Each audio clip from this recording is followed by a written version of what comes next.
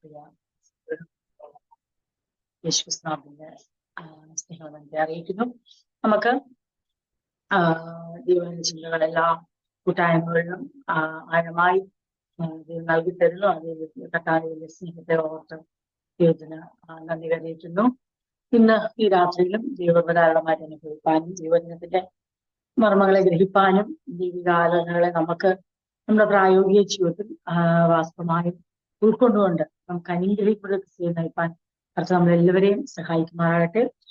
കൊലോസ്യലേഖനം 3-ാം അധ്യായം 1 മുതൽ 6 വരെയുള്ള വാക്യങ്ങൾ നമ്മൾ ചിന്തിച്ചു. 5 വരെയുള്ള വാക്യങ്ങൾ ചിന്തിച്ചു.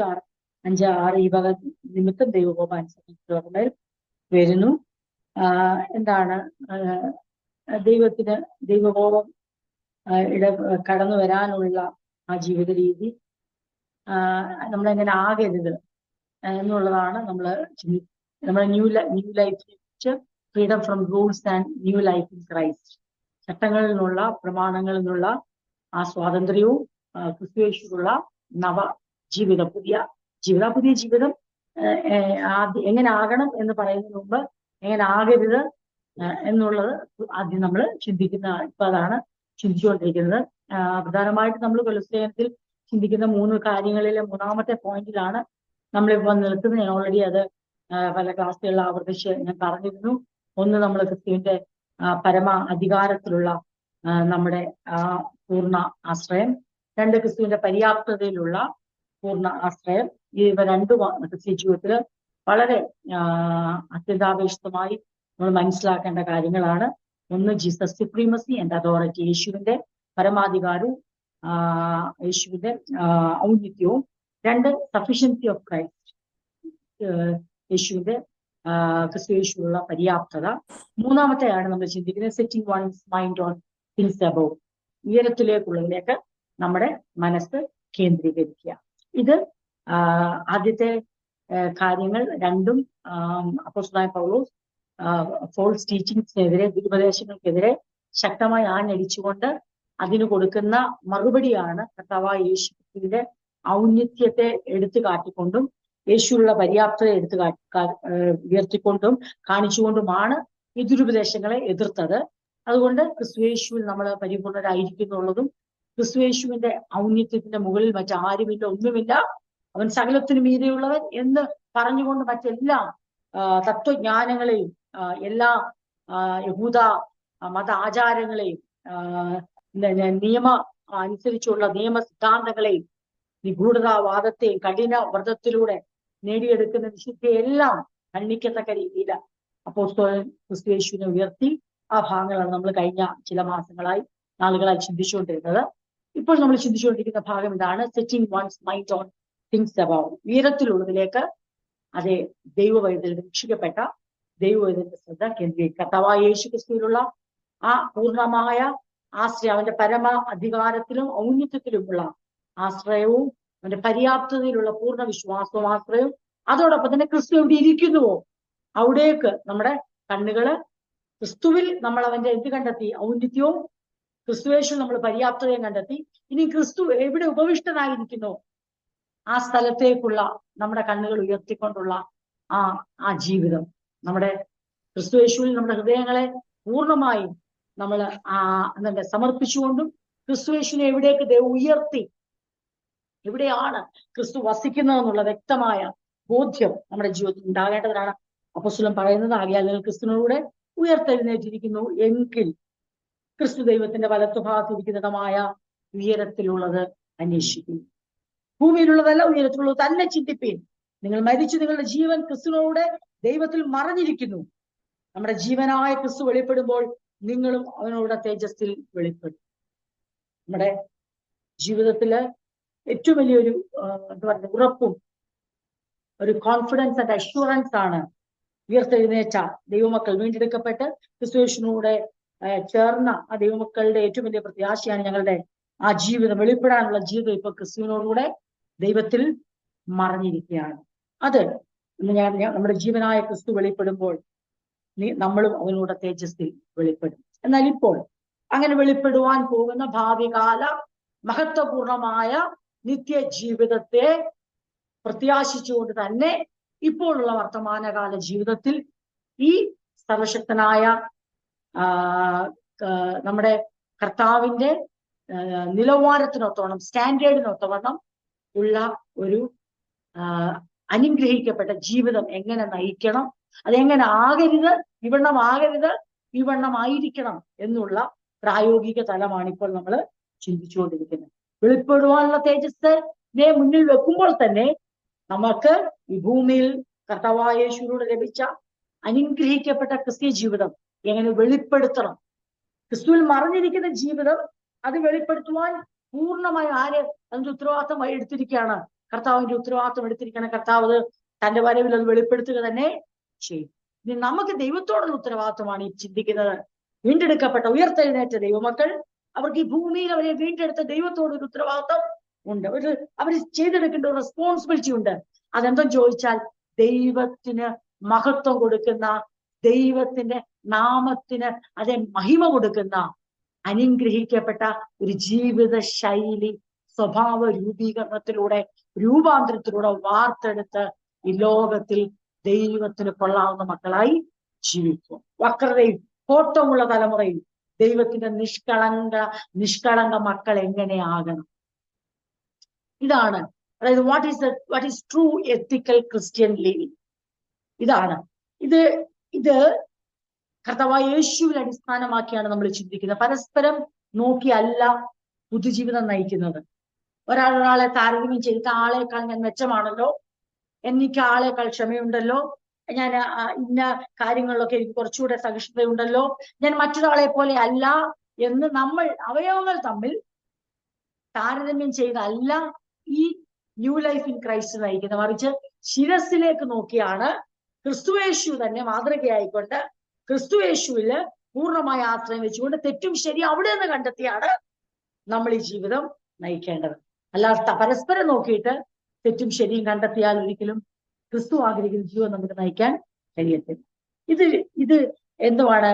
ഇതൊരു ധനത്തിലല്ല. Standard of Christian living not depends on wealth, but it is dependent on spiritual standard set by Christ, അതിൽ ഹെവൻലി സ്റ്റാൻഡേർഡ്. ക്രിസ്തുവിനാൽ അതെ ആ സെറ്റ് ചെയ്യപ്പെട്ടിരിക്കുന്ന ആ ഒരു ആത്മീക നിലവാരമാണ് നമ്മൾ ഈ പറയുന്ന നവജീവിതമെന്ന് പറയുന്നത്.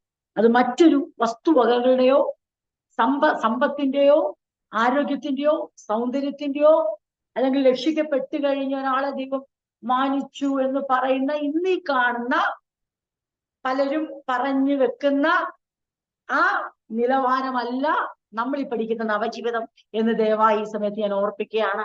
അങ്ങനെ തെറ്റിദ്ധരിക്കരുത്. കാരണം പലരും രക്ഷിക്കപ്പെട്ടതിന് ശേഷം ആദ്യകാലങ്ങളിൽ അങ്ങനെ അല്ലായിരുന്നെങ്കിലും ഈ കാലഘട്ടത്തിൽ നമ്മൾ കാണുന്നത്, ഒരാൾ യേശുവിലായി കഴിഞ്ഞാൽ, അല്ലെങ്കിൽ രക്ഷിക്കപ്പെട്ടു, സ്നാനപ്പെട്ടു, കർത്താവിനോട് ചേർന്നു, വേർപെട്ടു ഒക്കെ കഴിയുമ്പോൾ അവരുടെ ജീവിതത്തിന്റെ അനുഗ്രഹത്തെ കണക്കിലെടുക്കുന്നത് അവർക്ക് പിന്നീട് എത്ര സമ്പത്ത് ലഭിച്ചു, എത്ര ആരോഗ്യം ലഭിച്ചു, എത്ര മക്കളെ ലഭിച്ചു, എത്ര നല്ല വീട് ലഭിച്ചു, എത്ര വില കൂടിയ കാറ് ലഭിച്ചു, എത്ര ഉന്നത വിദ്യാഭ്യാസം ലഭിച്ചു എന്നുള്ള കണക്കെടുപ്പിൽ അവരൊരു ദൈവം അവരെ ശരിക്കും അങ്ങ് മാനിച്ചു, അനുഗ്രഹിച്ചു എന്ന് പറയുന്ന ഒരു നിലവാരം പുതിയ നിയമത്തിൽ എങ്ങും ഒരിടത്തും കാണുന്നില്ല. അത് ഇന്നത്തെ കാലഘട്ടത്തിൽ മനുഷ്യർ തങ്ങളുടെ കാഴ്ചയാലും ഭൗതികമായ അടിസ്ഥാനത്തിലും ഉണ്ടാക്കിയെടുത്ത ഒരു ജീവിതത്തിന്റെ നിലവാരമാണ്. ക്രിസ്തുയേശുവോ അപ്പോസ്തലന്മാരോ അങ്ങനെ ശിഷ്യന്മാർക്ക് ഒരു ജീവിത നിലവാരം സെറ്റ് ചെയ്തിട്ടില്ല, വിലയിരുത്തിയിട്ടില്ല. അത് വ്യക്തമായി ദൈവമക്കൾ അറിഞ്ഞോണം. നമ്മൾ അറിഞ്ഞോ അറിയാതെ നമ്മുടെ ഹൃദയത്തിൽ അങ്ങനത്തെ ചിന്തകള് പോകും. നാം മനുഷ്യരാണ്, ഈ ഭൂമിയിൽ ജീവിക്കുന്നവരാണ്. പലപ്പോഴും അനുഗ്രഹങ്ങളുടെ കണക്കെടുക്കുമ്പോൾ അറിഞ്ഞോ അറിയാതെയോ ഭൗതികത്തിലേക്ക് നോക്കി നമ്മൾ ക്രിസ്തീയ ജീവിതത്തിന്റെ സ്റ്റാൻഡേർഡ് വിലയിരുത്താനുള്ള എല്ലാ സാധ്യതകളും ഉള്ളതുകൊണ്ട് ഒരു മുന്നറിയിപ്പ് നിലയിൽ പറയട്ടെ, standard of Christian living not depends on wealth, but it is dependent on spiritual standard set by Christ. ക്രിസ്തു അടിസ്ഥാനമിട്ടിരിക്കുന്ന ഒരു ആത്മീക സ്വർഗീയ നിലവാരത്തിലുള്ള ജീവിതമാണ് ഈ ക്രിസ്ത്യൻ ലിവിങ്ങിന്റെ സ്റ്റാൻഡേർഡ് എന്ന് പറയുന്നത്. അതുകൊണ്ടാണ് പലപ്പോഴും പല ഭക്തന്മാർക്കും അതെ ഈ ഭൂമിയിൽ ഇന്ന് ജീവിക്കാൻ പ്രയാസമായി വരുന്നു. കാരണം നേരോടെ ജീവിക്കുന്നവർക്ക്, സത്യസന്ധമായി ജീവിക്കുന്നവർക്ക് അതെ ഞങ്ങൾക്ക് സാരമില്ല, ഈ ഭൂമിയിൽ ഇത് കിട്ടിയില്ലേലും സാരമില്ല, വ്യാജം പറഞ്ഞ് ഞങ്ങൾക്ക് ഒന്നും വേണ്ട, അതെ ഞങ്ങൾക്ക് എന്താ പറയണ്ടേ, കള്ളസാക്ഷ്യം പറഞ്ഞ് ഞങ്ങൾക്ക് ഒന്നും വേണ്ട, ഞങ്ങൾക്ക് ദുഷ്ടനോട് സഖ്യത കൂടിയിട്ട് ഞങ്ങൾക്ക് ഒരു ഉയർച്ച വേണ്ട എന്ന് ചിന്തിച്ച് ദൈവസനിൽ വിശ്വസ്തയോടെ നിൽക്കുന്നവർക്ക് പലപ്പോഴും ഇന്ന് ഈ കാലഘട്ടത്തിൽ മൂല്യതയില്ല, സ്റ്റാൻഡേർഡ് ഇല്ല. അവർ ജീവിക്കാൻ അറിയാത്തവരായി അവരെ കണക്കാക്കപ്പെടുന്നു. ഒന്നും നേടാൻ അറിയാത്തവർ, ഒന്നും കൂട്ടിവെക്കാൻ അറിയാത്തവർ, വിഡ്ഢികളായി അവരെ കണക്കാക്കുമ്പോൾ ഓർത്തോണം, ക്രിസ്തീയ ജീവിതത്തിൽ അത് മനുഷ്യന്റെ വെറും തെറ്റിദ്ധാരണയുടെ കാഴ്ചപ്പാട് മാത്രമാണ്. സത്യമായും ദൈവം തന്റെ കുഞ്ഞുങ്ങളുടെ നവജീവിതത്തെ ഉയർത്തെഴുന്നേറ്റ, ക്രിസ്തുവിനോട് ചേർന്ന ഉയർത്തെഴുന്നേറ്റിരിക്കുന്ന ഒരു ദൈവ പൈതലിന്റെ ഒരു ശിഷ്യനായി തീരുന്ന വ്യക്തിയുടെ ന്യൂ ലൈഫ് ക്രിസ്തുവിൽ എന്ന് പറയുന്നത് ഇന്ന് ഈ ലോകം കണക്കാക്കുന്ന ഒരു മാനദണ്ഡമേ. നിങ്ങൾ ഏത് ലേഖനം വേണേലും എടുത്ത് വായിച്ചു നോക്കൂ, ഏത് ഭാഗം വേണേലും എടുത്ത് വായിച്ചു നോക്കൂ, അവിടെ ഒരിടത്തും നമുക്ക് സമ്പത്തിന്റെയോ ആരോഗ്യത്തിന്റെയോ വിദ്യാഭ്യാസത്തിന്റെയോ ജ്ഞാനത്തിന്റെയോ ഭൗതികമായ നന്മകളുടെ അടിസ്ഥാനത്തിൽ ഒരിടത്തും സഭയെ, ദൈവമക്കളെ, അവരുടെ ജീവിത നിലവാരത്തെ വിലയിരുത്തുന്നില്ല. മറിച്ച് അവരുടെ ക്യാരക്ടറിലാണ് അവർ സ്റ്റാൻഡേർഡ് ഇരിക്കുന്നത്. അവരുടെ ക്വാളിറ്റി അവരുടെ ക്യാരക്ടറിലാണ്, അവരുടെ ഹാബിറ്റിലാണ്. അവരെന്താണ് പതിവായി ചെയ്തു വരുന്നത്, അവരെന്തിലാണ് ഒഴിഞ്ഞിരിക്കുന്നത്, എന്തിലേക്കാണ് കൈ നീട്ടുന്നത്, എവിടെയാണ് അവരുടെ നാവ് മിണ്ടാതിരിക്കുന്നത്, എവിടെയാണ് അവരുടെ നാവ് ചലിക്കുന്നത് എന്ന അടിസ്ഥാനത്തിലാണ് സ്വർഗത്തിലെ ദൈവം തന്റെ പുത്രനിലൂടെ നമ്മുടെ ആത്മീയ നിലവാരം വിലയിരുത്തുന്നത്. അതിനപ്പുറമായി ലോകത്തിലുള്ളവരെല്ലാം വാഴ്ത്തിപ്പാടിയാലും ഇറങ്ങി തിരിച്ചു ഒന്നും പറയണ്ട, പണ്ടത്തെ പോലെ അല്ല അവർ ഇറങ്ങി തിരിച്ചുകൊണ്ട് അവരുടെ അവസ്ഥയാകെ മാറി. അവര് ശരിക്കും അവരുടെ ജീവിതത്തിൽ എന്നൊക്കെ നമുക്ക് ഒരു ആശ്വാസമൊക്കെ കിട്ടും അത് കേൾക്കുമ്പോൾ, അല്ലെ പറയുമ്പോ ഒക്കെ. ഇതൊന്നും നമുക്കിവിടെ പറയാവുന്നുള്ളൂ. ഇതിന്റെ അടിസ്ഥാനത്തിൽ ഒരു പ്രതിഫലം പോലും ദൈവം വെച്ചിട്ടില്ല. ഇതിന്റെ അടിസ്ഥാനത്തിൽ ഒരു എന്താ പറയുക സ്റ്റാൻഡേർഡും ദൈവം നിശ്ചയിച്ചിട്ടില്ല. ഇതിന്റെ അടിസ്ഥാനത്തിൽ ഐഡന്റിറ്റി പോലും ദൈവം. Standard of Christian living not depends on wealth, but it is dependent on spiritual standard set by Christ. എല്ലാവരും ഇതാ, all should follow this. എല്ലാവരും ഇത് ഓർത്തിരിക്കണം. അല്ലെങ്കിൽ ആ നാളിൽ അങ്ങനെ ശീലിച്ച് അങ്ങനെ ചിന്തിച്ചാൽ എന്ത് സംഭവിക്കും? ഈ കാലഘട്ടത്തിൽ പല വിഷയങ്ങളിലും ദൈവം നമ്മോട് ഏതാണ്ട് കഠിനമായി പെരുമാറുന്നു, നമ്മൾ അങ്ങ് നിന്ദിക്കപ്പെടുകയാ, ദൈവനാമം അങ്ങ് ദുഷിക്കപ്പെടുക എന്നൊക്കെ ചിന്തിച്ച് നമുക്ക് വേണ്ടുമെന്ന ഫലം കായ്ക്കാൻ കഴിയത്തില്ല. ഇനിയും ദൈവം എന്നെ ഒത്തിരി അനുഗ്രഹിച്ചു, ഇതെല്ലാം രക്ഷിക്കപ്പെട്ടതിന് ശേഷമാണെന്ന് പറഞ്ഞ് ഒരു മിഥ്യാധാരണയിൽ ജീവിച്ചിട്ട് ജീവിതത്തിന് രൂപാന്തരം വരുന്നില്ലെങ്കിൽ ദൈവസന്നിധി ചെല്ലുമ്പോൾ വെറും കയ്യാലെ ഒരു കിരീടങ്ങൾക്ക് അവകാശമില്ല. അതായത് ശോഭിക്കപ്പെടാതെ തിളങ്ങാതെ ഇവിടെ ഷൈൻ ചെയ്യാൻ പറയുന്നത് എന്തിനാ? ഒരു നക്ഷത്രത്തെ പോലെ ഇവിടെ ഷൈൻ ചെയ്യാൻ പറയുന്നത് എങ്ങനെ? വക്രതയും കോട്ടമുള്ള തലമുറയിൽ തിന്മയ്ക്ക് വരെ തിന്മ ചെയ്യാതെ, അതെ വാസ്തവമായി ക്രിസ്തുവിന്റെ മാതൃക പിൻപറ്റുന്നതിനാണ് ഒരു നക്ഷത്രത്തെ പോലെ ശോഭിക്കാന്ന് പറഞ്ഞത്. അങ്ങനെ ശോഭിക്കുന്നവർക്കാണ് അവിടെ നിത്യമായ ശോഭകൾ, നിത്യമായ പ്രശോഭിതമായ ജീവിതം അവിടെ ക്രമീകരിച്ചിരിക്കുന്നത്. ഇത് വ്യക്തമായി നമ്മൾ അറിഞ്ഞിരിക്കണം. നമ്മുടെ ഹൃദയങ്ങളെ ദൈവത്തിൽ ഉറപ്പിക്കണം. ദൈവം നമുക്ക് വ്യത്യസ്തമായ ജീവിത സാഹചര്യങ്ങൾ തരാം, വ്യത്യസ്തമായ ദൈവം നമ്മെ വഴി നടത്താം, ദൈവത്തിന് നമ്മളെ ഉയർത്താൻ പറ്റും. ഭൗതികമായി ഉയർത്താം, താഴ്ത്താം, വിദ്യാഭ്യാസം തരാം. വിദ്യാഭ്യാസത്തെ അതെ ഒരു പരിധി വരെ തന്നിട്ട് അവന്റെ വേലയ്ക്ക് വിളിച്ചു വേർതിരിക്കാം. അല്ല, അധികമായ വിദ്യാഭ്യാസം കൊടുത്തിട്ടും അവന്റെ വേലയ്ക്ക് വിളിച്ചു വേർതിരിക്കാം. ജ്ഞാനം തന്നു ദൈവത്തിന് നടത്താം. പിന്നെയോ ദൈവത്തിന് അതിലെ ലോകപ്രകാരമുള്ള ജ്ഞാനമില്ലാതെ ദൈവിക ജ്ഞാനത്തിൽ തന്റെ മക്കളെ നടത്താൻ പറ്റും. ഇതെല്ലാം തീരുമാനിക്കുന്ന ദൈവം. ഇതിനൊന്നും വെച്ച് ആരെയും നമ്മുടെ നടുവിൽ വലിയവരായി കാണാൻ നമുക്ക് അവകാശമില്ല. പിന്നെ ആരാ ശ്രേഷ്ഠം? നമ്മൾ ആരെയാ വലിയവരായി കാണേണ്ടത്? നമ്മൾ ആരെയാണ് ഹൃദയം കൊണ്ട് ആദരിക്കുന്നത്? നമ്മുടെ ഹൃദയത്തിനകത്ത് സ്ഥാനം പിടിച്ചു പറ്റുന്ന ആരെന്ന് ചോദിച്ചാൽ ക്രിസ്തുവിനോടുകൂടെ ഉയർത്തെഴുന്നേറ്റിട്ട് ക്രിസ്തു ആഗ്രഹിക്കുന്ന ജീവിത മൂല്യമുള്ള സ്വഭാവ രൂപാന്തരമുള്ള ജീവിത ശൈലി നയിക്കുന്നവരാണ് സഭയിൽ വലിയവരാകുന്നത്. അവരാണ് ശ്രേഷ്ഠർ. അവർ ആദരിക്കപ്പെടും. അവരെ ഇവിടെ മാത്രമല്ല, അവർ അവന്റെ രാജ്യത്തും അധികമായി ആദരിക്കപ്പെടും.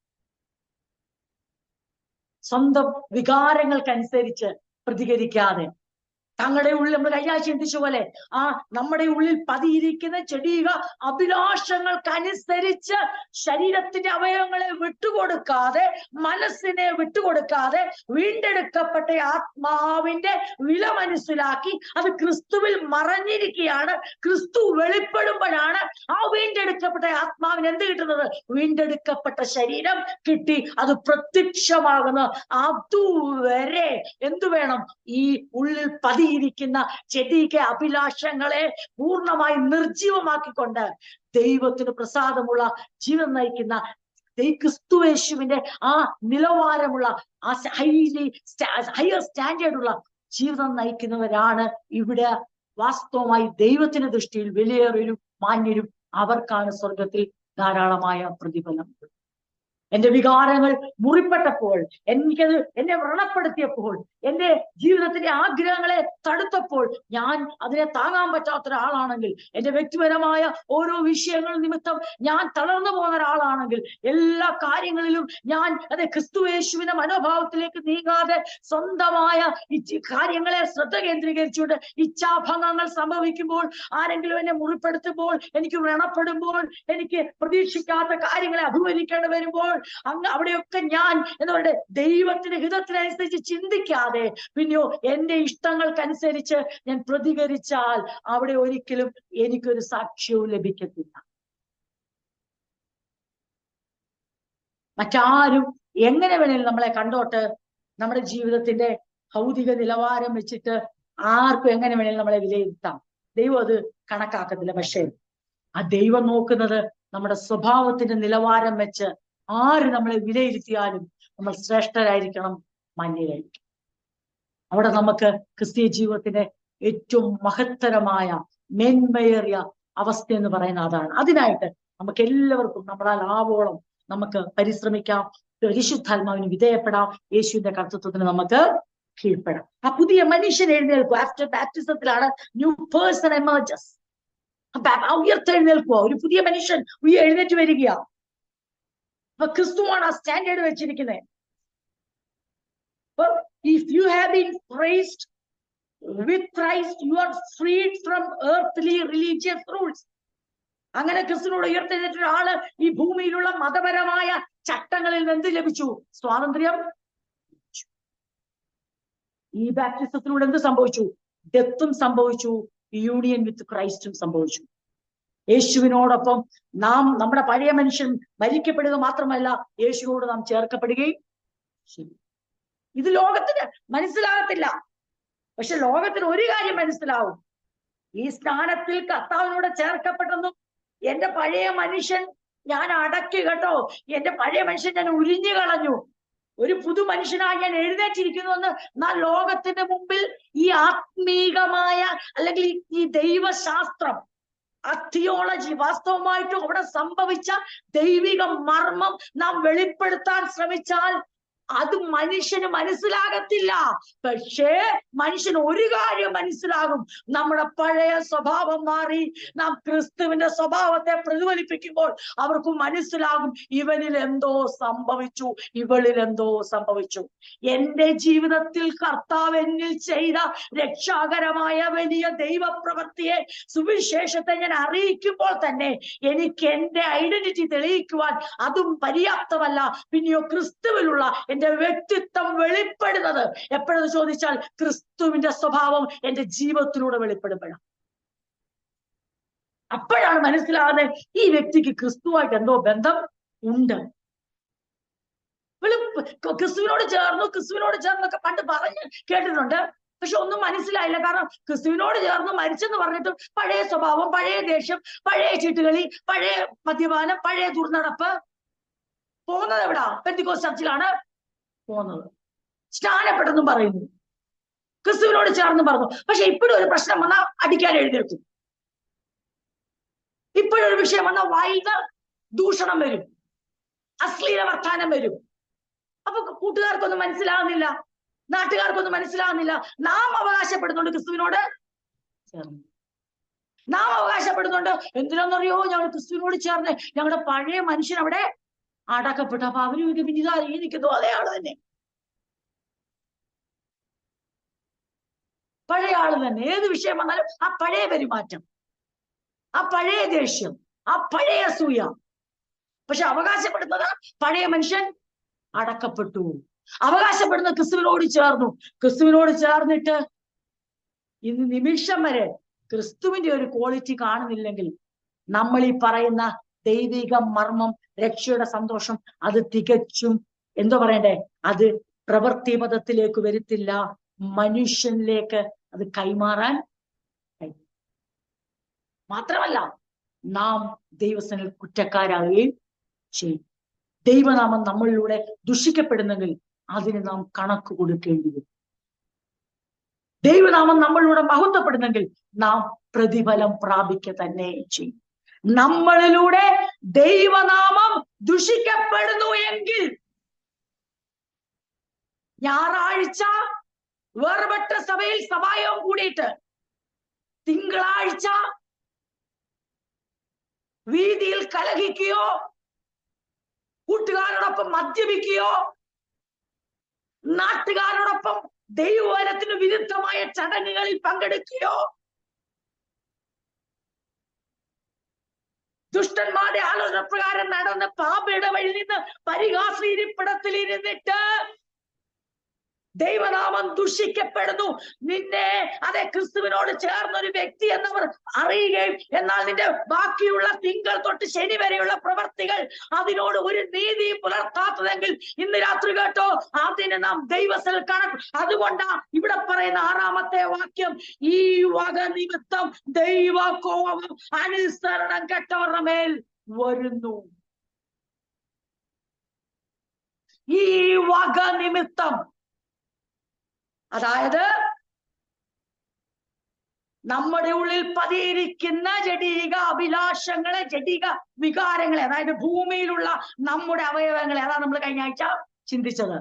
ഭൂമിയിലുള്ള നമ്മുടെ അവയവങ്ങൾ എന്ന് പറഞ്ഞാൽ നമ്മുടെ ഉള്ളിൽ അതെ പതിയിരിക്കുന്ന ജഡിക വികാരങ്ങളെ തൃപ്തിപ്പെടുത്താൻ ഉള്ള ആ അവയവങ്ങളെ നമ്മൾ ആ രീതിയിൽ ജീവിച്ചാൽ ഈ വക നിമിത്തം ദൈവകോപം അനുസരണം കെട്ടവരുടെ മേൽ വരുന്നു.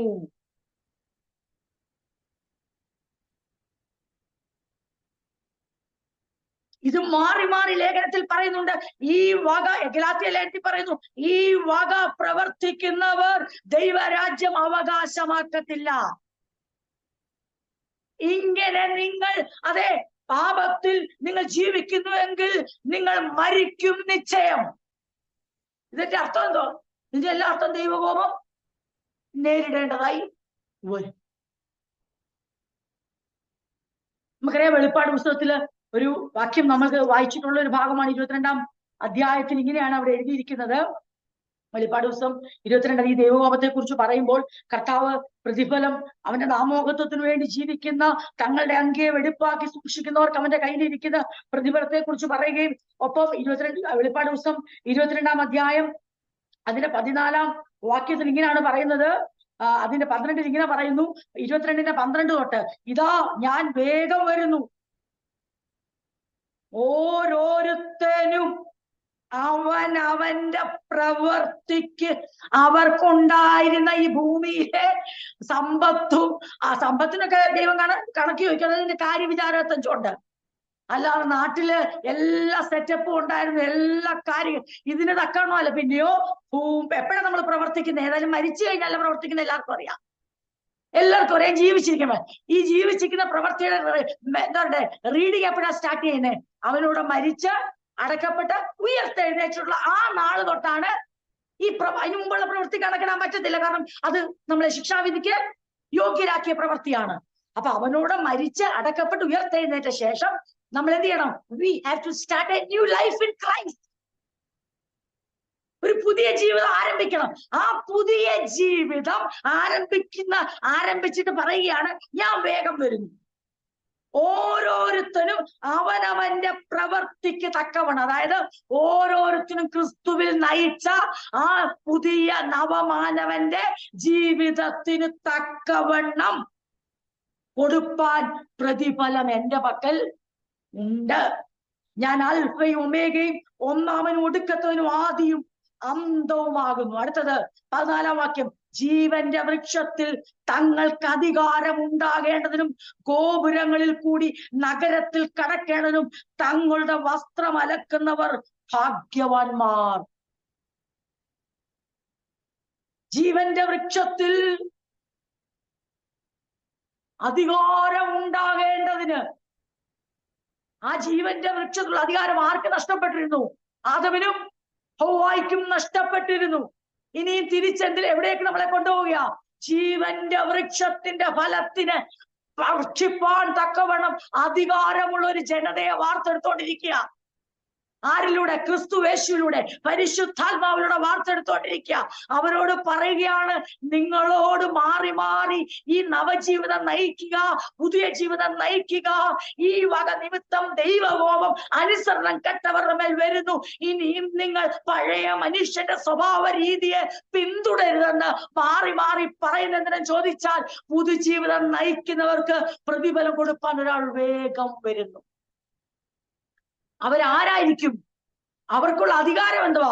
ജീവന്റെ വൃക്ഷത്തിൽ ഈ പ്രവൃത്തി ചെയ്ത് തങ്ങളുടെ വസ്ത്രം അലക്കിയ നീതി എന്ന് വെച്ചാൽ തങ്ങളുടെ ധരിക്കുക. അവിടെ അടുത്ത ഭാഗങ്ങളിൽ നമ്മൾ കൊലോസ്യലേഖനം പഠിക്കുമ്പോണ്ട് നമ്മൾ എന്ത് ധരിക്കരുത്, എന്ത് ധരിക്കണം.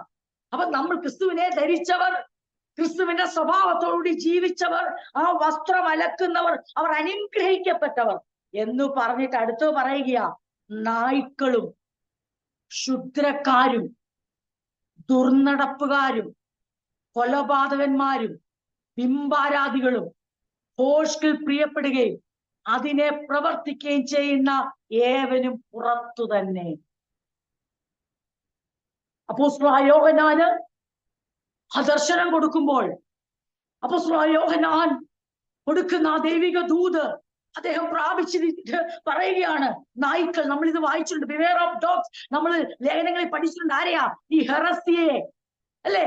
ദൈവസഭയ്ക്കകത്ത് ദുരുപദേശം കൊണ്ടുവരുന്നവരെ, കാര്യമറിയാതെ കുരയ്ക്കുന്ന പോലെ, അതെ, ദൈവസഭയ്ക്കകത്തെ സത്യവചനത്തെ അട്ടിമറിച്ചുകൊണ്ട് വ്യർത്ഥമായി ഉപദേശിച്ച് വ്യാജന്മാരായിട്ടുള്ളവർ, നായ്ക്കളും ക്ഷുദ്രക്കാരും ദുർനടപ്പുകാരും. നമ്മളിപ്പോ ചിന്തിച്ചതിന്റെ ആദ്യത്തെ മൂന്നാമത്തെ കൊലോസ്യലേഖനം 3-ാം അധ്യായം 5-ാം വാക്യത്തിൽ തുടങ്ങുന്നത് തന്നെ ദുർനടപ്പിലാ. ആകയാൽ ദുർനടപ്പ്, ഇമ്മോറാലിറ്റി, ഇവിടെ പറയുന്നു ദുർനടപ്പുകാരും കൊലപാതകന്മാരും ബിംബാരാധികളാ. നമ്മൾ പഠിച്ചു, സഭയ്ക്കകത്തെ ബിംബാരാധി ആരാ? ഗ്രീഡി, അത്യാഗ്രഹത്തോടുകൂടി ഈ ലോകത്തിന് വേണ്ടി പുറകെ നടക്കുന്ന ആ ബിംബാരാധികളും ഭോഷ്കിൽ പ്രിയപ്പെടുകയും അതിനെ പ്രവർത്തിക്കുകയും ചെയ്യുന്ന ഏവനും പുറത്തു തന്നെ. ദൈവകോപം. കൊലോസ്യലേഖനം 3-ാം അധ്യായം 6-ാം വാക്യം, ഈ വക നിമിത്തം ദൈവകോപം അനുസരണം കെട്ടവരുടെ മേൽ വരുന്നു. അപ്പൊ ദൈവം ആഗ്രഹിക്കുന്ന എലമെന്റ്സ് ഓഫ് ക്രിസ്ത്യൻ സ്റ്റാൻഡേർഡ് എന്താണ്? അതിനകത്തെ ഘടകങ്ങൾ? പേഴ്സണൽ ഹോളിനെസ് എന്താണ്? നമുക്ക് പേഴ്സണൽ ഹോളിനെസ് വേണ്ടേ? നമ്മുടെ കർത്താവ് നമ്മുടെ ആത്മാവിനെ ശുദ്ധീകരിച്ചു, വീണ്ടെടുത്തു. ക്രിസ്തുവിൽ നമ്മുടെ ആത്മാവിന്റെ വീണ്ടെടുപ്പ് പരിപൂർണമായിരിക്കുന്നു. ഇനി ഒരുത്തനും വന്ന് ഒരു നായ്ക്കളും ഒന്ന് കുരയ്ക്കാൻ നമ്മള് സമ്മതിക്കരുത്.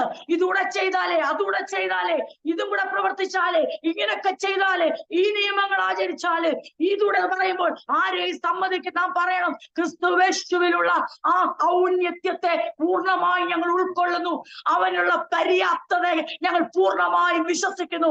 ഇനിയും ഒന്നും കൂട്ടിച്ചേർക്കാൻ ആരും ഇങ്ങോട്ട് വരണ്ട.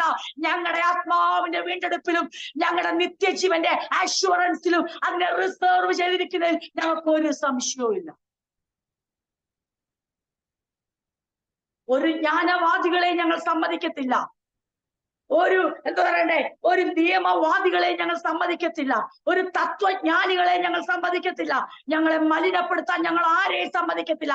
കഠിന വ്രതത്തിലൂടെ ശരീരത്തെ ദണ്ഡിപ്പിച്ചുകൊണ്ട്, അതെ, ഭയങ്കര സെൽഫ് ഡിസിപ്ലിൻ പറഞ്ഞുകൊണ്ട്, തുടരുത് രുചിക്കരുതെന്ന് പറയുന്ന ഒരുവന്റെയും കപട വ്യാജ ഉപദേശം ഞങ്ങളുടെ ജീവിതത്തിൽ ഞങ്ങൾ സമ്മതിക്കത്തില്ല. കാരണം ഇവ കൊണ്ടൊന്നും ആത്മരക്ഷ സാധ്യമല്ല.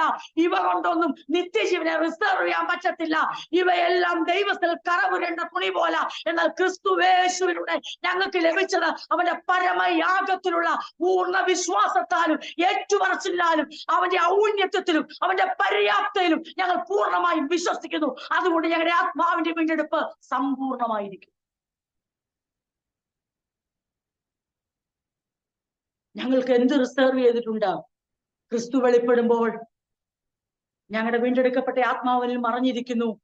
അവൻ വെളിപ്പെടുമ്പോൾ അവൻ എങ്ങനെ രൂപാന്തരപ്പെട്ട് മൂന്നാം നാൾ ഉയർത്തേറ്റ് തേജസ്സിൽ ശിഷ്യന്മാരുടെ മുമ്പിൽ എത്തിയോ, മഹത്വപൂർണനായി എത്തിയോ, അതുപോലെ ഞങ്ങൾക്കും ആ വീണ്ടെടുക്കപ്പെട്ട ശരീരത്തോടെ വെളിപ്പെടാൻ കഴിയും. എന്നാൽ ഇപ്പോൾ ഞങ്ങൾക്ക് ദൈവം ഞങ്ങളെ വെളിപ്പെടുത്തുന്ന ഒരു സമയം ഉണ്ട്. ഈ മൺമയമായതിനെ വിൺമയമാക്കുന്ന ഒരു ദിവസം. ഇപ്പോൾ ഞങ്ങളുടെ ദൗത്യം ഈ മൺമയമായിൽ നിന്നുകൊണ്ട് വിണ്ണിനുതകുന്ന, വിണ്ണിന് മഹത്വം കൊടുക്കുന്ന, ദൈവത്തിന് മഹത്വം കൊടുക്കുന്ന ഒരു ജീവിതം നയിപ്പാൻ ഈ മൺശരീരത്തിൽ ഞങ്ങൾക്ക് തന്നിരിക്കുന്ന അവസരത്തിനായി സ്തോത്രം. മൺമയമായ ഈ ശരീരത്തിൽ വസിച്ചുകൊണ്ട് വിൺമയമായ ആ ജീവിതത്തെ നോക്കി പാർത്തുകൊണ്ട് വെളിപ്പെടുവാനുള്ള തേജസ്സിനെ ഉള്ളിൽ പ്രത്യാശിച്ചുകൊണ്ട് കണ്ണുകൾ ഉയരത്തിലേക്ക് ഉയർത്തി മനസ്സ് ഉയരത്തിലേക്ക് ക്രിസ്തു ഇരിക്കുന്നിടത്തെ കേന്ദ്രീകരിച്ചുകൊണ്ട് ഞങ്ങൾ പ്രത്യാശയോടെ കാത്തിരിക്കുമ്പോൾ കേട്ടുകൊള്ളുക, ഞങ്ങളുടെ ജീവിതം പാസീവ് അല്ല, ഞങ്ങളുടെ ജീവിതം നിഷ്ക്രിയമല്ല. ഞങ്ങൾ വിശ്വസിക്കുന്ന വിശ്വാസത്തിനും ഞങ്ങൾക്ക് ലഭിച്ച അത്യുന്നതമായ ദൈവത്തിന്റെ പുത്രനായ ക്രിസ്തുവിനോടുള്ള വീണ്ടെടുപ്പിനും വിയോജിക്കുന്ന യോജിക്കാത്ത ഒരു ജീവിതം ഞങ്ങൾ നയിക്കത്തില്ലെന്ന് ഇന്ന് രാത്രി എത്ര പേർ ഏറ്റു പറയാൻ തയ്യാറാവും? ദൈവത്തിന് നിരക്കാത്ത, തന്റെ പുത്രന്റെ മഹിമയ്ക്ക് കോട്ടം വരുത്തുന്ന, തന്റെ സഭയ്ക്ക് നാണം കേട് വരുത്തുന്ന, തന്റെ ജനത്തിന് അതെ മോശം വരുത്തുന്ന, അഭിമാനക്കേട് വരുത്തുന്ന ഒരു ജീവിതം ഞാൻ ഈ ഭൂമിയിൽ നയിക്കത്തില്ല കർത്താവേ എന്നിന്ന് രാത്രി പറയുവാൻ മനസ്സുള്ളവർ ദൈവത്തിന് തങ്ങളെ സമർപ്പിച്ചാട്ട് ദൈവം നീതിയായി കണക്കിടും. എന്റെ സ്വന്തം വികാരങ്ങൾ വ്രണപ്പെടുമ്പോൾ ഞാൻ സഭയുടെ അംഗമാണെന്ന് മറന്നു പോകത്തില്ല. എന്റെ മനസ്സിൽ ഇച്ഛാഭംഗം നടക്കുമ്പോൾ ഞാൻ ക്രിസ്തുവിന്റെ ശരീരത്തിലെ ശിരത്താവുന്ന ക്രിസ്തു അവന്റെ ശരീരത്തിലെ അവയവാന്ന് ഞാൻ മറന്നു പോകത്തില്ല. എന്റെ ജീവിതം വല്ലാതെ ആടി ഉലയുമ്പോൾ എന്റെ ദൈവം എന്നിൽ ചെയ്തിരിക്കുന്ന ഉറപ്പുള്ള ആ വീണ്ടെടുപ്പിന്റെ പ്രവൃത്തിയെ ഞാൻ മറന്നു പോകത്തില്ല. ഒരെത്തും പിടിയുമില്ലാത്ത ജീവിത സാഹചര്യത്തിലൂടെ ദൈവം എന്നെ നടത്തുമ്പോൾ അത്യുന്നതനായ ക്രിസ്തുവിന്റെ അത്യുന്നതമായ ഉപദേശത്തെ ഞാൻ മറന്നു പോകത്തില്ല. യേശു ക്രൈസ്റ്റ് പ്രീ എമിനന്റ് ആണെങ്കിൽ അവന്റെ ടീച്ചിങ്സും പ്രീ എമിനന്റ് ആണ്. കർത്താവായ ക്രിസ്തു അത്യുന്നതനാണെങ്കിൽ അവന്റെ ഉപദേശങ്ങളും അത്യുന്നതമാ. അവൻ പഠിപ്പിച്ചു, നിങ്ങൾ നാളെയെ കുറിച്ച് ഉത്കണ്ഠാകുലരാകരുത്. എല്ലാ ദിവസത്തിനും അതിൻ്റെതായ ക്ലേശമുണ്ട്. നാളേക്കായി വിചാരപ്പെടുമല്ലോ. നാളത്തെ വിഷയങ്ങൾ ഇന്നേ എടുത്ത് നിങ്ങൾ ഉത്കണ്ഠാകുലരാകരുത്. ഞാൻ എന്തുകൊണ്ടെന്ന് വിശ്വസിക്കുന്നു? കാരണം എന്റെ ക്രിസ്തു അത്യുന്നതനെന്ന് ഞാൻ വിശ്വസിക്കുമ്പോൾ തന്നെ അവന്റെ ഉപദേശങ്ങളെ അത്യുന്നതമായി ഞാൻ കാണുന്നു. അതിന് മീതെ പഠിപ്പിക്കാൻ ഇനിയൊരു ഉപദേഷ്ടാവിടെ ഇല്ല. അതിനും മീതെ നമ്മളെ പരിശീലിപ്പിക്കാൻ അവനേക്കാൾ വലിയൊരു പരിശീലകനില്ല, അവനേക്കാൾ വലിയൊരു ഗുരുവുമില്ല, ഒരു യജമാനനുമില്ല. അശ്രേഷ്ഠമായ അത്യുന്നതമായ ഉപദേശത്തിൽ നാം എത്രത്തോളം അനുസരണം കാണിക്കുന്നോ അത്രത്തോളം നമ്മുടെ പ്രതിഫലം വർദ്ധിക്കും, ദൈവനാമം മഹത്വപ്പെടും. എത്രത്തോളം നമ്മൾ അനുസരണക്കേട് കാണിക്കുന്നുവോ അത്രത്തോളം ദൈവകോപം ചരതിച്ചു വെക്കപ്പെടും. എന്റെ വാക്കുകളല്ല, ദൈവം അങ്ങനെ വ്യക്തമായി പറയുന്നു. അവയിൽ ജീവിച്ചിരുന്ന കാലം നിങ്ങളും മുൻപേ അവയിൽ നടന്നു പോന്നു. ഇപ്പോഴോ 8-ാം വാക്യം, നിങ്ങളും കോപം, ക്രോധം, ഈർഷ്യ, വായിൽ നിന്ന് വരുന്ന ദൂഷണം, ദുർഭാഷണം ഇവയൊക്കെയും വിട്ടുകളയും.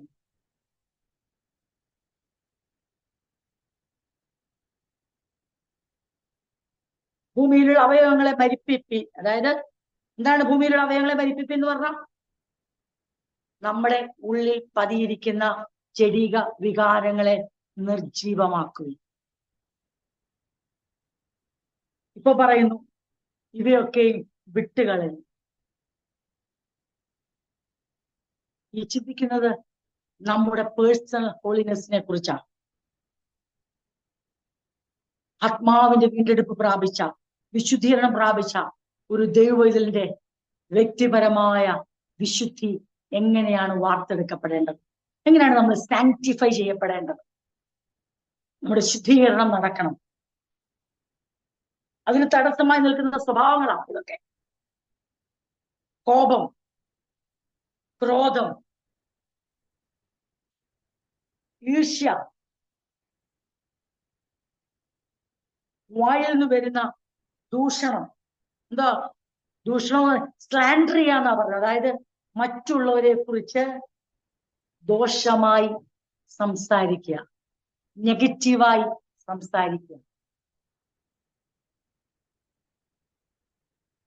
ദുർഭാഷണം, ഇവയൊക്കെയും വിട്ടുകളയും. അന്യോന്യം പോഷ്കു പറയരുത്. നമുക്കറിയാം ഗലാത്യ ലേഖനത്തില് 5-ാം അധ്യായം നമുക്ക് വളരെ ഫെമിലിയർ ആയ ഒരു ഭാഗമാണത്. എങ്കിലും ഇതെല്ലാം ഞാൻ പറഞ്ഞല്ലോ, എല്ലാ ലേഖനങ്ങളും ആവർത്തിക്കുന്നത് തന്നെയാണ് ഇവിടെയും ആവർത്തിച്ചിരിക്കുന്നത്. അല്ലാതെ പുതിയ ഉപദേശങ്ങളൊന്നുമല്ല. ഗലാത്യരിലും എഫെസ്യരിലും ഫിലിപ്പിയറിലും എല്ലാം ആവർത്തിച്ച് അതേ മെസ്സേജുകൾ ഇവിടെ വീണ്ടും ആവർത്തിക്കപ്പെടുന്നു. ഗലാത്യ ലേഖനം 5:19 പറയുന്നത്, 16 തൊട്ട് ഇങ്ങനെ പറയുന്നത്, ആത്മാവിനെ അനുസരിച്ച് നടപ്പീൻ, എന്നാൽ നിങ്ങൾ ജഡത്തിന്റെ മോഹം നിവർത്തിക്കയില്ല എന്ന് ഞാൻ പറയുന്നു. ഗലാത്യർ 5:16 ഞാൻ വായിച്ചത്. അപ്പൊ ജഡത്തിന്റെ മോഹം, നമ്മുടെ ഉള്ളിൽ പതിയിരിക്കുന്ന ജഡീക അഭിലാഷങ്ങളെ, വികാരങ്ങളെ നിവർത്തിക്കാതിരിക്കാൻ നമുക്ക് വെച്ചിരിക്കുന്ന മാർഗം എന്തുവാ? ആത്മാവിനെ അനുസരിച്ച് നടപ്പിൻ, എന്നാൽ നിങ്ങൾ ജഡത്തിന്റെ മോഹം നിവർത്തിക്കയില്ല എന്ന് ഞാൻ പറയുന്നു. എന്നിട്ട് പറയാണ്, ജഡാഭിലാഷം ആത്മാവിനും ആത്മാഭിലാഷം ജഡത്തിനും വിരോധമായിരിക്കുന്നു. അപ്പം ജഡത്തിന്റെ അഭിലാഷവും ഉണ്ട്, ആത്മാവിന്റെ അഭിലാഷവും ഉണ്ട്. ഇവ രണ്ടും തമ്മിൽ വിരോധമായിരിക്കുന്നു. നിങ്ങൾ ഇച്ഛിക്കുന്നത് ചെയ്യാതെ വേണം, അവ തമ്മിൽ പ്രതികൂലമല്ലോ. വീണ്ടും പറയുന്നു, ആത്മാവിനെ അനുസരിച്ച് നടക്കുന്നു എങ്കിൽ നിങ്ങൾ ന്യായപ്രമാണത്തിന് കീഴുള്ളവര് അല്ല.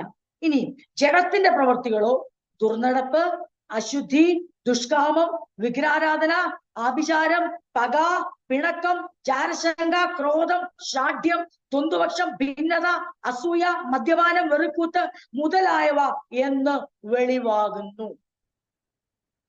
ഈ വക നമ്മൾ 3:6 പറഞ്ഞു, ഈ വക നിമിത്തം ദൈവകോപം അനുസരണം കെട്ടവരുടെ മേൽ വരുന്നു. ഗലാത്യർ 6:20 പറയുന്നു, 21 അവസാന ഭാഗം പറയുന്നു, ഈ വക പ്രവർത്തിക്കുന്നവർ ദൈവരാജ്യം അവകാശമാക്കുകയില്ല എന്ന് ഞാൻ മുമ്പേ പറഞ്ഞതുപോലെ ഇപ്പോഴും നിങ്ങളോട് മുൻകൂട്ടി പറയുന്നു. വെളിപ്പാട് 22:15 നമ്മൾ 15 ചിന്തിച്ചു. ഈ വക പ്രവർത്തിക്കുന്നവർ അതെ ജീവവൃക്ഷത്തിന്റെ ഫലത്തിന് അവകാശിയും അധികാരിയും ആകത്തില്ല, നഗരത്തിൽ കടക്കത്തില്ല. കൊലോസ്യർ 3:6 പറയുന്നു, ഈ വക നിമിത്തം ദൈവകോപം അനുസരണം കെട്ടവരുടെ മേൽ വരുന്നു. ഗലാത്യർ 5:21 അവസാന ഭാഗം പറയുന്നു, ഈ വക പ്രവർത്തിക്കുന്നവർ ദൈവരാജ്യം അവകാശമാക്കുക.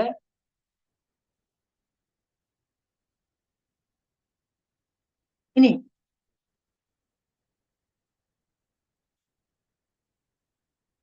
അന്യോന്യം പോഷ്കു പറയരുത്.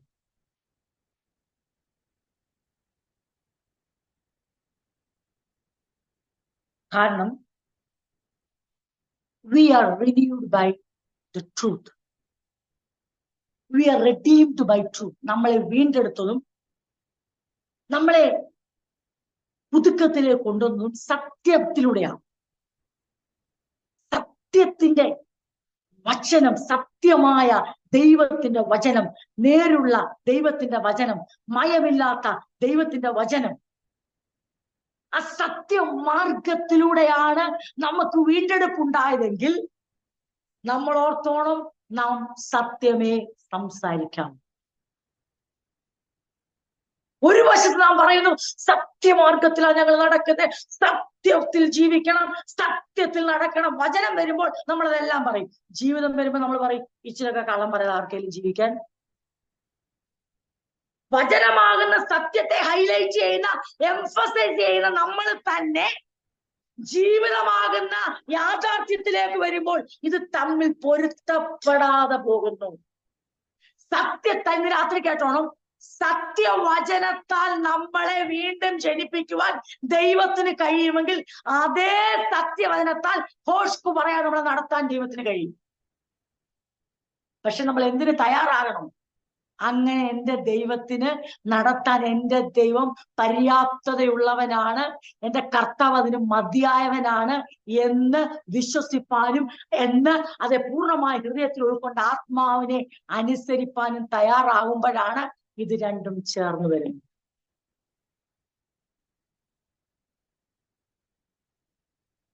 അന്യോന്യം ഹോഷ്കു പറയരുത്.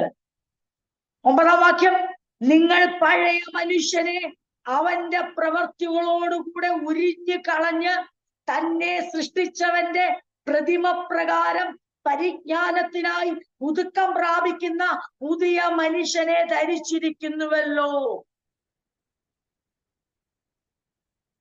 നമ്മളെ ലൈഫിൽ ഒരു വലിയ മാറ്റം വന്നു. എന്താണ് ആ മാറ്റം എന്ന് ചോദിച്ചാൽ, നിങ്ങൾ പഴയ മനുഷ്യനെ അവന്റെ പ്രവൃത്തികളോട് ഉരിഞ്ഞു കളഞ്ഞിട്ട് തന്റെ സൃഷ്ടാവിന്റെ പ്രതിരൂപത്തിൽ പരിജ്ഞാനത്തിൽ നവീകരണം പ്രാപിച്ചുകൊണ്ടിരിക്കുന്ന നവമാനവനെ അല്ലയോ ധരിച്ചിരിക്കുന്നേ. നമ്മൾക്ക് എന്തു മാറ്റം വന്നു? നമ്മുടെ പഴയ മനുഷ്യനെ നമ്മൾ ഉരിഞ്ഞു കളഞ്ഞിട്ട് ഒരു പുതിയ മനുഷ്യനെ ധരിച്ചുകൊണ്ട് നമ്മൾ പുതുക്കത്തിലേക്ക് കടന്നു വന്നിട്ട് പറയുകയാണ്, ഈ ഇങ്ങനെയുള്ള പുതിയ മനുഷ്യൻ അറിഞ്ഞിരിക്കണം. ആ മനുഷ്യൻ, അതായത് നമ്മൾ ഇങ്ങനെ ചിന്തിച്ചോണേ, തെറ്റിദ്ധരിക്കരുത്. നമ്മൾ ഈ പുതിയ ജീവിതം പഠിക്കുമ്പോ, അതായത് പഴയ മനുഷ്യനെ കൊണ്ടല്ല പുതിയ ജീവിതം നയിപ്പിക്കുന്നത്. പിന്നെയോ പഴയ മനുഷ്യനെ ക്രൂശിച്ചിട്ട് ക്രിസ്തുവിലൂടെ അത് വീണ്ടെടുക്കപ്പെട്ട് മരിച്ചടക്കപ്പെട്ട് ഉയർത്തെഴുന്നേറ്റ പുതിയ മനുഷ്യനായി നമ്മളെ എഴുന്നേൽപ്പിച്ചിട്ടാണ് പറയുന്നത് പുതിയ ജീവിതം നയിക്കാൻ. നമ്മുടെ ജീവിതത്തിൽ ആകമാനമായ മാറ്റം വരുത്തിയിട്ട്, ഏത് അതിക്രമങ്ങളാലും പാപങ്ങളാലും മരിച്ചതായിരുന്ന നമ്മളെ ക്രിസ്തുവിനോടുകൂടെ ജീവിപ്പിച്ചിട്ടാണ് പറയുന്നത് ഇനിയും നിങ്ങൾ ഒരു പുതിയ ജീവിതം നയിക്ക്. അതിന് വേണ്ട സകല കാര്യങ്ങളെ ക്രമീകരിച്ചിട്ടാണ് നമ്മളെ ന്യൂ ലൈഫിലേക്ക് ദൈവം ആഹ്വാനം ചെയ്യുന്നത്. അതായത് ഓൾഡ് മാൻ ന്യൂ ലൈഫ് നയിക്കാനല്ല പറയുന്നത്. ഒന്നുകൂടെ പറയാം, പഴയ മനുഷ്യനോടല്ല പുതിയ ജീവിതം നയിക്കാൻ പറയുന്നേ, പുതിയ മനുഷ്യനോട് പറയുകയാണ് പുതിയ ജീവിതം നയിക്കുക.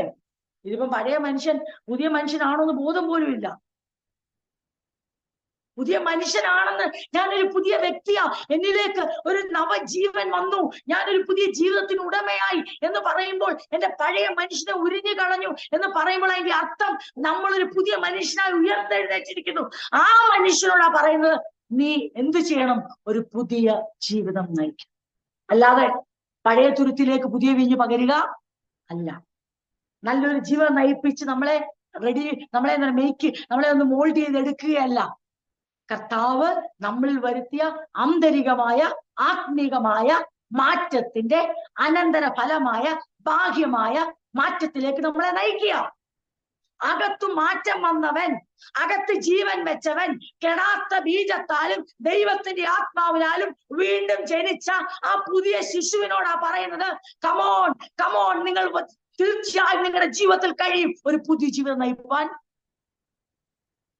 ചുരുക്കി പറഞ്ഞാൽ, സത്യത്തിന്റെ വചനത്താൽ, കെടാത്ത ബീജത്താൽ, ബീജമാകുന്ന ദൈവവചനത്താൽ നമ്മളെ വീണ്ടും ജനിപ്പിച്ചിട്ട് നമ്മളോട് പറയുകയാണ്, അതേ വചനത്തിന്റെ ശക്തിയാലും ആത്മാവിന്റെ ശക്തിയാലും നിങ്ങൾ ഒരു ന്യൂ ലൈഫിലേക്ക് നിങ്ങൾ കാലെടുത്തു വെക്കുക.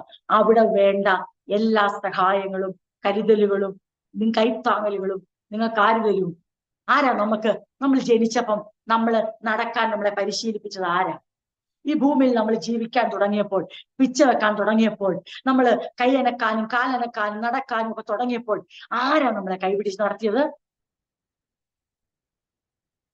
ആരാ നമ്മളെ വീണപ്പോൾ താങ്ങിയത്? ആരാണ് നമ്മളെ ബാ ബാ ബാ നടക്ക് നടക്ക് നടക്ക്, വീഴത്തില്ല വീഴത്തില്ല, ഞാൻ എടുത്തോളാം, ഞാൻ പിടിച്ചോളാം, ഞാൻ ഇത് ആരാ ചെയ്തത്? ജനിപ്പിച്ചവരാണോ അത് അയലത്തുകാരാണോ? നാട്ടുകാരാണോ?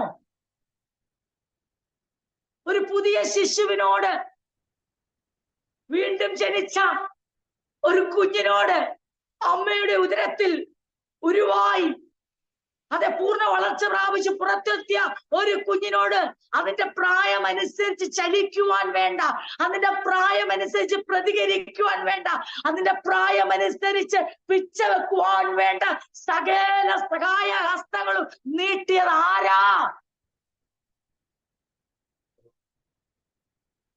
ആ കുഞ്ഞ് സ്വയം അങ്ങ് ഒരു ദിവസം ഓടി നടക്കുകയല്ലായിരുന്നു.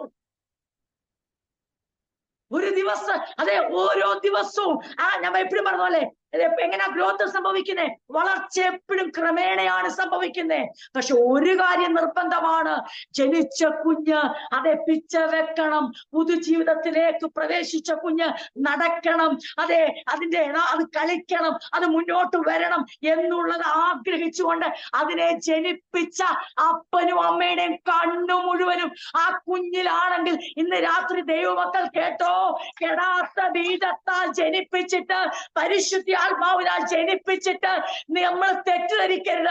ദൈവം നമ്മുടെ നവജീവിതം നോക്കുന്നില്ലെന്ന്. ഓരോ സ്റ്റെപ്പും നമ്മൾ വെക്കുന്നത് ആകാംക്ഷയോടെ നോക്കിയിരിക്കുന്ന ഒരു സ്വർഗീയ പിതാവുണ്ട്. അതിന് സഹായിക്കാനായി പരിശുദ്ധ ആത്മാവുണ്ട്. എന്തിനെന്ന് ചോദിച്ചാൽ ദൈവത്തിന് സന്തോഷിക്കണം. എന്റെ ആത്മാവിനാലും വചനത്താലും വീണ്ടും ജനിപ്പിച്ച ശിശുക്കൾ ജീവിതത്തിലേക്ക് കാൽ വെക്കാൻ തുടങ്ങി. അവർ നടക്കാൻ തുടങ്ങുന്നു, ചലിക്കാൻ തുടങ്ങുന്നു. ഇതാ ഇടയ്ക്കൊന്ന് വീണു പോകുന്നു, സാരമില്ല, പിടിക്കുവാൻ ആക്കരങ്ങൾ പര്യാപ്തമാണ്. നമ്മുടെ കുഞ്ഞുങ്ങൾ നമ്മൾ നടന്നപ്പോൾ വീണപ്പോൾ നമ്മുടെ അപ്പനും അമ്മയും വാരിക്കോരിയെടുത്ത് നാളെ നടക്കണമെന്നല്ല പറഞ്ഞു, നാളെയും നടക്കുവാൻ പ്രാപ്തരാക്കിയെങ്കിൽ ഇന്ന് രാത്രി കേട്ടോ, വീണ്ടും ജനിക്കപ്പെട്ട നവജാത ശിശുക്കളെ, വീണ്ടും ജനിക്കപ്പെട്ട ദൈവമക്കളെ, നടക്കാൻ പറ്റത്തില്ലെന്ന് പറഞ്ഞാൽ അതൊരു അപ്പനോടും അമ്മയോടും ചെയ്യുന്ന ക്രൂരതയാണ്.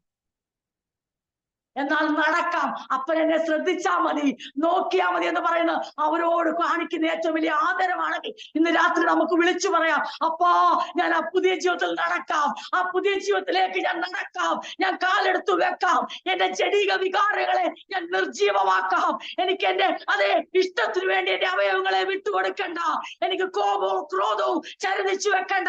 ഇവിടെ ഞാൻ കോപിക്കുമ്പോൾ, ഇവിടെ ഞാൻ ക്രോധിക്കുമ്പോൾ അതിന് തക്കവണ്ണം മറുവശത്ത് ദൈവത്തിന് കോപം ചരിക്കുക. എന്നാൽ ഇവിടെ കോപിക്കേണ്ടടുത്ത് ഞാൻ എന്നെ തന്നെ ദൈവത്തിന് ഏൽപ്പിച്ചു കൊടുക്കുമ്പോൾ, ക്രോധിക്കേണ്ട സ്ഥാനത്ത് ഞാൻ എന്നെ കർത്താവിന് വിട്ടുകൊടുക്കുമ്പോൾ എനിക്ക് പ്രതിഫലമാണ് ചരിച്ചു വെക്കുന്നത്. ഇന്ന് രാത്രി എന്റെ പ്രിയ ദൈവമക്കളെ, നവജാത ശിശുക്കളെ, ദൈവത്തിന്റെ സത്യവചനത്താലും ദൈവത്തിന്റെ ആത്മാവിനാലും ഉരുവാക്കിയ പുരുഷന്റെ ഇഷ്ടത്താലല്ല, ജനത്തിന്റെ ഇഷ്ടത്താലല്ല, മനുഷ്യനല്ല, ദൈവത്തിൽ തന്നെ ജനിച്ച ദൈവമക്കളെ, നമുക്ക് നടക്കണ്ടേ, വീണാലും നടക്കണ്ടേ, എഴുന്നേറ്റ് നടക്കണ്ടേ, സഹായിപ്പാൻ നമുക്കൊരു പിതാവില്ലയോ? സഹായിപ്പാൻ ദൈവത്തിന്റെ ആത്മാവ് നമ്മളോടുകൂടെ ഇല്ലയോ? നടക്കണ്ട, വീഴും, ഞാൻ നടക്കത്തില്ല, നടക്കുന്ന കാര്യമൊന്നുമില്ല, ഈ പറയുന്ന പോലെ എളുപ്പമൊന്നുമല്ല, ഈ പിഞ്ച് കാല് വെച്ച് ഓടാനൊന്നും പറ്റത്തില്ല എന്ന് പറഞ്ഞ് നമ്മുടെ കുഞ്ഞുങ്ങളെ നമ്മൾ വിട്ടുകളഞ്ഞോ പ്രിയരെ? നമ്മൾ എത്ര സപ്പോർട്ട് കൊടുത്തു. ഇന്ന് രാത്രി കർത്താവോട് സംസാരിക്കുക, മാതാപിതാക്കളെ, നിങ്ങൾ നിങ്ങളുടെ മക്കൾക്ക് കൊടുത്ത സപ്പോർട്ട് പോലല്ല ദൈവം തരുന്നേ. നിങ്ങൾക്ക് അതെ താങ്ങുവാൻ നിങ്ങളുടെ കരങ്ങൾക്ക് ശക്തിയുണ്ടെന്ന് പറഞ്ഞാലും അതെ നിങ്ങളുടെ കരങ്ങളിൽ നിന്ന് അവർ വീണുപോകാൻ സാധ്യതയുണ്ട്, വീണിട്ടുമുണ്ട്. പക്ഷെ പിതാവായ ദൈവം അങ്ങനെയല്ല, പുത്രൻ അങ്ങനെയല്ല, പരിശുദ്ധാത്മാവ് അങ്ങനെയല്ല. താങ്ങൂ എന്ന് പറഞ്ഞാൽ താങ്ങിയിരിക്കും, നടത്തൂ എന്ന് പറഞ്ഞാൽ നടത്തിയിരിക്കും, വളർത്തൂ എന്ന് പറഞ്ഞാൽ വളർത്തിയിരിക്കും, കഥയെ ശുദ്ധീകരിക്കും എന്ന് പറഞ്ഞാൽ ശുദ്ധീകരിച്ചിരിക്കും, പക്വതപ്പെടുത്തു എന്ന് പറഞ്ഞാൽ പക്വതപ്പെടുത്തിയിരിക്കും. നാം പെയ്യ പെയ്യ കാലെടുത്ത് വെച്ച് നവജീവിതത്തിലേക്ക് മുന്നോട്ട് പോയാൽ മതി. സകല വീഴ്ചകളിൽ നമ്മുടെ കുഞ്ഞു വീണ ഉടനെ അയലത്തെ ആൾക്കാർ വന്നിട്ട് പറഞ്ഞു, നിങ്ങളുടെ കുഞ്ഞ് വീഴുവോ? നിങ്ങളുടെ കുഞ്ഞ് അങ്ങനെ പറയാൻ സമ്മതിച്ച നമ്മള്. അപ്പൊ നമ്മൾ പറയാം, വീഴാതെ ഒരു കുഞ്ഞും. അപ്പൊ നമ്മൾ നമ്മുടെ കുഞ്ഞിന് വേണ്ടി സ്റ്റാൻഡ് എടുക്കും, അല്ലെ? നമ്മുടെ കുഞ്ഞിന് വേണ്ടി നിലപാടെടുക്കും. ഇതുപോലെ സ്വർഗത്തിലെ അപ്പൻ തന്റെ മക്കൾ ഈ നവജീവിതത്തിൽ എവിടെങ്കിലും വീണുപോയാൽ ആ കുഞ്ഞുങ്ങൾ വീണ്ടും അപ്പന്റെ മാർവിലേക്ക് അഭയം പ്രാപിച്ചാൽ അപ്പൻ ആർക്കും വിട്ടുകൊടുക്കത്തില്ല. അപ്പൻ പറയും, എനിക്ക് കരുത്തുണ്ട്, എന്റെ ആത്മാവിനാൽ ഞാൻ ഇവരെ വാർത്തെടുക്കും, ഞാൻ ഇവരെ ബിംബാരാധികളായി വിടത്തില്ല, ഞാൻ ഇവരെ ദുർനടപ്പുകാരായി വിടത്തില്ല, ഞാൻ ഇവരെ ക്ഷുദ്രക്കാരായി വിടത്തില്ല, ഞാൻ ഇവരെ വിഗ്രഹാരാധികളായി നയിക്കണ കൂട്ടത്തിൽ എണ്ണുവാൻ ഞാൻ വിട്ടുകൊടുക്കത്തില്ല. എന്നെ ഞാൻ അവർക്ക് വേണ്ടി ഒരുക്കി വെച്ചിരിക്കുന്ന ജീവവൃക്ഷത്തിന്റെ ഫലം അവകാശമാക്കുവാൻ തക്കവണ്ണം, നഗരത്തിലൂടെ പ്രവേശിപ്പാൻ തക്കവണ്ണം ഞാൻ എന്റെ മക്കളെ പുതുജീവിതത്തിൽ പണിതെടുക്കും.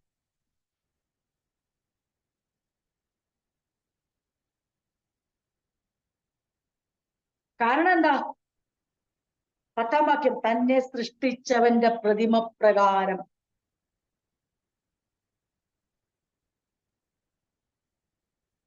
ആ പുതുമനുഷ്യൻ ദൈവത്തിന്റെ പ്രതിരൂപത്തിൽ, തന്റെ സൃഷ്ടാവിന്റെ പ്രതിരൂപത്തിൽ, പരിജ്ഞാനത്തിൽ, ഇമേജിലും വിസ്ഡത്തിലും പരിജ്ഞാനത്തിൽ നവീകരണം പ്രാപിച്ചുകൊണ്ടിരിക്കുന്ന നവമാനവനെയല്ലോ ധരിച്ചിരിക്കുന്നത്. ഒരു പുതിയ മനുഷ്യനെ ധരിച്ചിരിക്കുന്നത്. 11-ാം വാക്യം പറഞ്ഞ എന്റെ വാക്കുകളെ നിർത്താം. അതിൽ യവനനും യഹൂദനും എന്നില്ല. അപ്പൊ 1, ജൂസ് ആൻഡ് ജെന്റൈൽസ്, യവനനും യഹൂദനും. 2, പരിച്ഛേദനയും അഗ്രചർമ്മവുമില്ല, സർക്കംസൈസ്ഡ് ആൻഡ് അൺസർക്കംസൈസ്ഡ്. 3, ബർബരൻ, ശകൻ, ദാസൻ. അല്ല, ബർബരൻ, ശകൻ 2, അതായത് ബർബേരിയനും സ്കിത്യനും. ഇനി 4-ാമത്തെ കാറ്റഗറി, ദാസൻ, സ്വതന്ത്രൻ, സ്ലേവ് ആൻഡ് ഫ്രീ. ക്രിസ്തു അത്രേ എല്ലാവരിലും എല്ലാമാണ്. ഇനി നമ്മളുടെ ജീവിതത്തിൽ നമ്മൾ അറിഞ്ഞിരിക്കേണ്ട പ്രധാനമായ കാര്യങ്ങളാ പറയുന്നേ. ഒന്നുകിൽ നീ യഹൂദനായിരിക്കാം, അല്ലെങ്കിൽ യവനനായിരിക്കാം. ഇതെന്തിനെ കാണിക്കുന്നറിയാവോ? കൾച്ചറാണ്. യഹൂദനായിരിക്കാം, യവനായിരിക്കാം. 2, നീ പരിച്ഛേദനയേറ്റ ആളായിരിക്കാം, അല്ലാത്ത ആളായിരിക്കാം. റിലീജിയൻ, പരിച്ഛേദനയേറ്റവൻ യഹൂദ മതക്കാരനായി.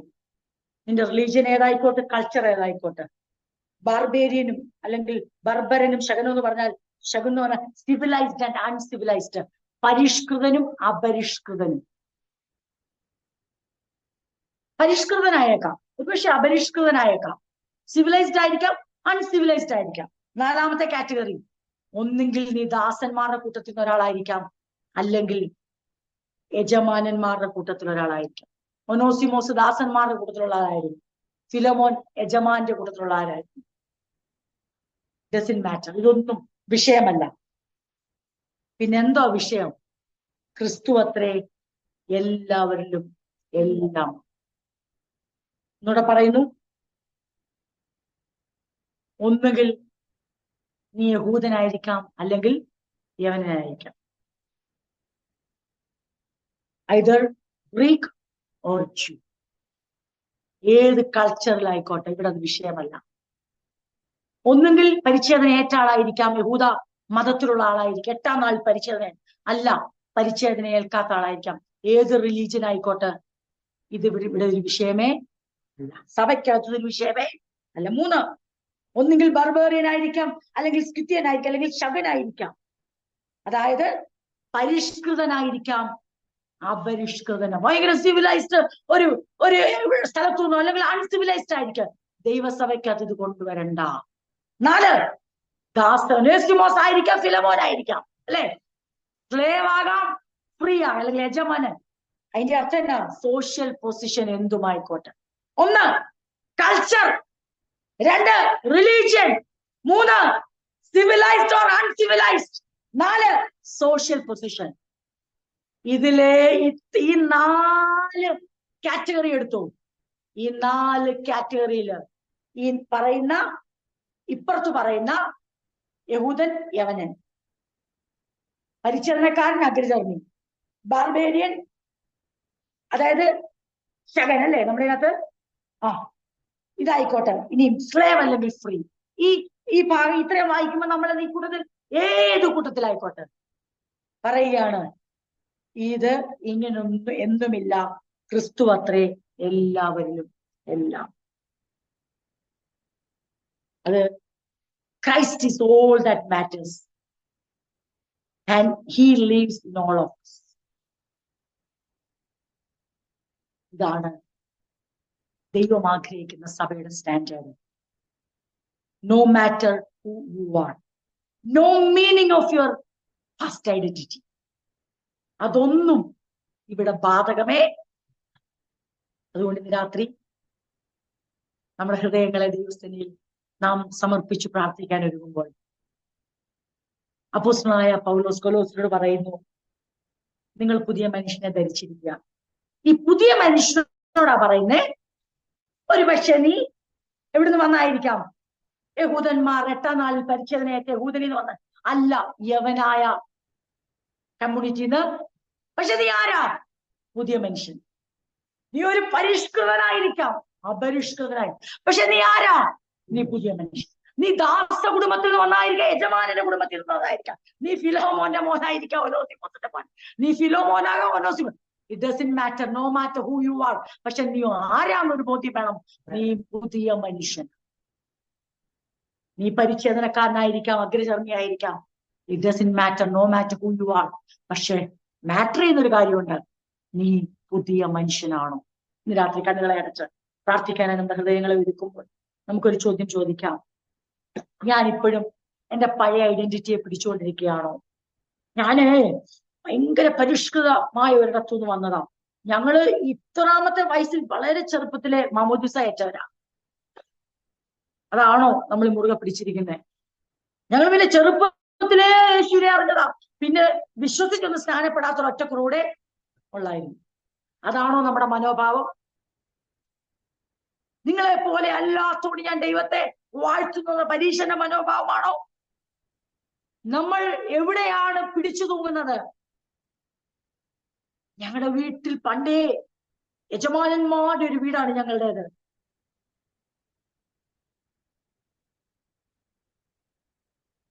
അതോ ഇന്ന് രാത്രി നമ്മുടെ മനസ്സിലെ ചിന്ത ഇതാണോ? ഇതൊന്നുമല്ല എന്റെ ഐഡന്റിറ്റി. പിന്നെയോ ക്രിസ്തുവേശുവിൽ വീണ്ടെടുക്കപ്പെട്ട എന്റെ ജീവിതത്തിൽ സംഭവിച്ച രൂപാന്തരം ഇതാണ്. ഇതാ ഒരു പുതിയ മനുഷ്യനെ ധരിച്ചുകൊണ്ട് ഒരു നവമാനവനായി ഞാൻ പുറത്തു വന്നിരിക്കുന്നു. എന്റെ ബാക്ക്ഗ്രൗണ്ടുകൾ ഒന്നും ഇനി മാറ്റർ ചെയ്യത്തില്ല. Christ is all that matters. Christ lives in me. ക്രിസ്തു എന്നിൽ ജീവിക്കുന്നു. പരിച്ഛേദനയല്ല, അഗ്രചർമ്മമല്ല, ദാസനല്ല, സ്വതന്ത്രനല്ല, പരിഷ്കൃതനല്ല, അപരിഷ്കൃതനല്ല, യഹൂദനല്ല, യവനനല്ല.